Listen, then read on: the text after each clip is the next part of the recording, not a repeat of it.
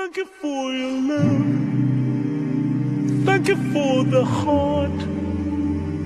There'll never be a long and lonely night again. Thank you for your love. Thank you for the heart. Girl, please don't ever let me be alone again. Thank you for your love.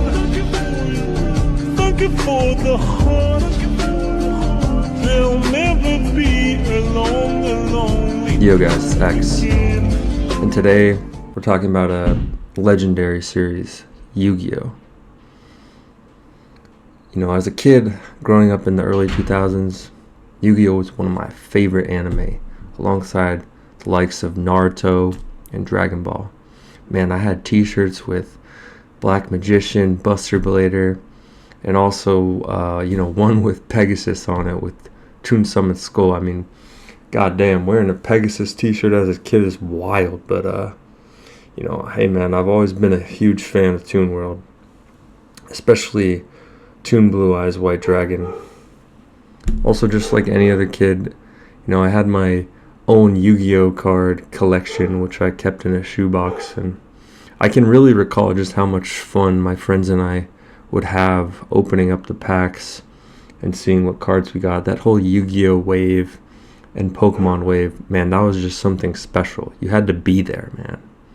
There's still a Pokemon wave going on today, but it's just not the same. There was something different, almost ethereal, about Yu-Gi-Oh! Cards with their darker aesthetic. In terms of anime, as an adult, I pretty much had close to zero memories of it, since it had been like 15 or 20 years since I watched it. The only memory I really had was getting chills from watching the anime, just due to the sheer creativity and some of the spiritual aspects that were involved in the show. I always knew there was a heavy focus on spirituality and Egyptian mythology in there. So I knew I had to revisit it. And especially after seeing Takahashi-san's, or sensei I should say, his passing, in which he fully displayed selflessness and courage by sacrificing himself to try to just save a complete stranger from drowning in a riptide. And man, these actions that he displayed, after I've rewatched, I can confidently say they are completely mirrored in his works on Yu-Gi-Oh! His work was not simply just a manga or an anime, but a reflection of his core values and beliefs as a person. And that's not something that's up for debate. If anyone's seen Yu-Gi-Oh!, they will tell you the same exact thing. And I truly believe that Yu-Gi-Oh! Displays what it means to be a true friend better than any other anime I've ever watched, period. One Piece had its moments. Naruto and Dragon Ball, they had their moments here and there, but dude, this was different. This was completely different. So there's some examples. Oh wait, I already said that. My bad. My fault, gang. There's no script, by the way. This is all off the top of my head. Also, I'm a bit sick, so my voice might sound different. I might not come at this with the same type of passion and energy that I normally have, but I've really wanted to put this video out, so just bear with me, guys. But yeah, man, I don't know why, but the bonds in Yu-Gi-Oh! Between Yugi and Atem, by the way, Atem and Yugi, I'll just refer to them, or to Atem as Yugi, for the sake of convenience, and Joey. Like both Atem and Yugi, just as Yugi. Kaiba and Mokuba even, brothers right there. They just felt so damn real, man. To focus on one in particular bond, really, or friendship for this video, is Yugi and Joey's friendship, because it was just so special. These guys were brothers, man.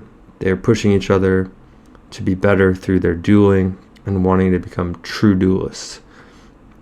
They developed a whole philosophy around becoming true duelists, and It wasn't as simple as, oh, if I beat this guy, then that means I'm number one and I'm the best. No, it was more about integrity based, I would say. It was an ideal they were striving for, which, I don't know, that just really resonated with me. It just kind of struck a chord. Like, damn, these guys are really just passionate about their craft. They're working to be the best at it, and they really like care about it. Yeah, so, once they reached that level, their idea was to agree to meet to duel each other. And I think Aristotle would call their friendship a friendship of virtue, which is the highest level of friendship, level 3. As, Yugi and Joey, they want the best for one another for each other's own sake. They aren't simply like business partners or looking to use one another for like some little benefit. They genuinely respect and care about one another's personal growth.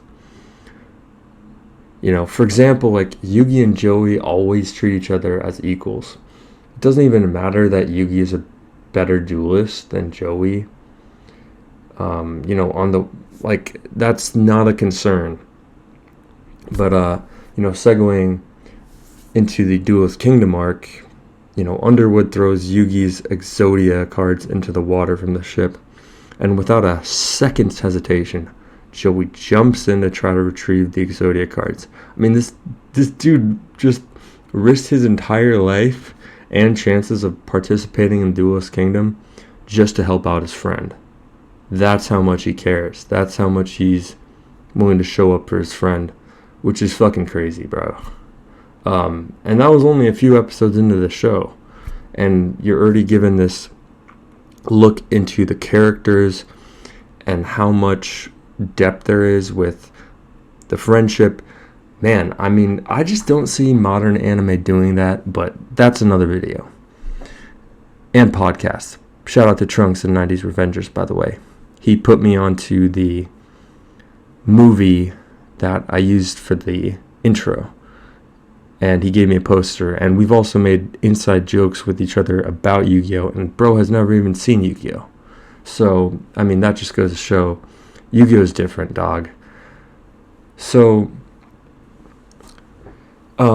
next, I guess, another example is when Yugi wins back Joey's Red Eyes Black Dragon card, and, he offers it back to Joey, but Joey put his ego aside, and he's like, hey, Yugi, just keep it.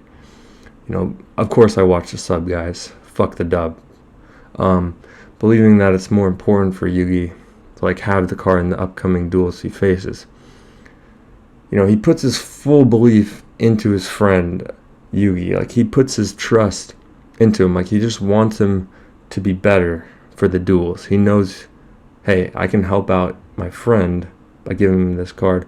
Whereas, like, most people would just be like, oh, fuck that. No, I'm keeping this card for myself, So it's just that kind of selflessness that's very vital. Alright. Also he makes a deal with Yugi that once they'll, the whole true duelist thing, and once they meet, Joey will try to win the card back from Yugi. So it's not even about the card necessarily. The card is kind of, it's not about the card. It's about the friendship. But this kind of showed the utmost commitment to me that improving as a duelist and a person was the most important thing. And that, you should want the best for your own friends, man. You shouldn't be selfish. You should be selfless and want them to go on to do great things. No matter what that means. And then we see this same selflessness, I know I'm saying that word a lot, from Yugi when Joey is brainwashed to be evil by Merrick's Millennium Rod in the Battle City arc. But, Yugi is just unwavering in his faith that his friend Joey will just snap out of the mind control. He doesn't even care. Like, Well, he does care. That's why he's doing it. But you know what I mean? Like, he's willing to go all out on the line for his friend, believing in his friend, even if that means his own life.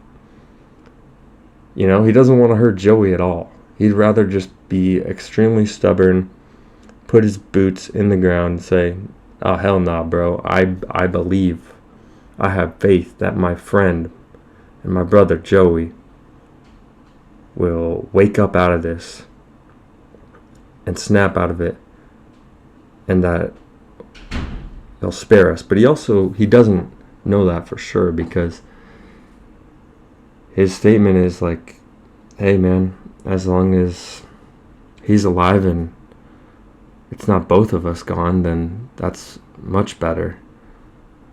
Which is a crazy, just crazy. You know, you're willing to give your life for your friend. I mean, how many people can you really think of? I know it's an anime, guys, but let's be real.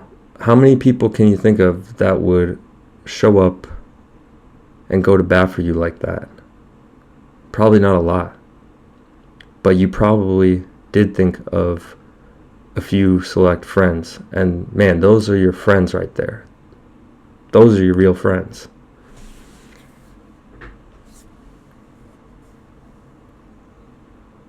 And I mean, it proved true because Joey snaps out of the mind control at the last second. And, you know, this friendship, it's not something like a rivalry, some petty rivalry or something like that, or teamwork. It's deeper. It's deeper than that. It's trust. Yugi and Joey, their trust for one another, it's like a metaphysical force, guys. It's something spiritual that cannot be broken. And this concept, you know, it's really highlighted in Yu-Gi-Oh! Through the riddle that Yugi and Joey often tell one another when facing dire circumstances. Something you can see but have never seen before. And what this is saying really is friendship isn't just our actions, but it's also the intangible, meaning there's an invisible bond built on trust and loyalty between Yugi and Joey. And this whole thing mirrors the heart of the cards, which is the belief not just in one's deck, but in each other, which really shows that true strength isn't, in a duel, isn't always about strategy, but it comes from our virtues, the bonds we forge, and the values we uphold.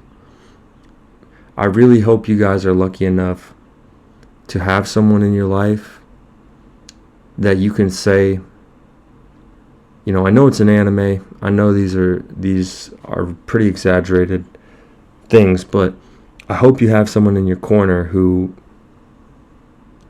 would show up to fight the dragon with you. Because at the end of the day, life's too short to not have one of those friendships. I think it's important. I think everyone should have a friend that they can rely on, or friends. And I hope you guys gained something out of this video, because I sure as hell did. And I sure as hell did gain a lot by watching Yu-Gi-Oh! Again. And it taught me how to even be a better person and a better friend. And I thank you guys for watching.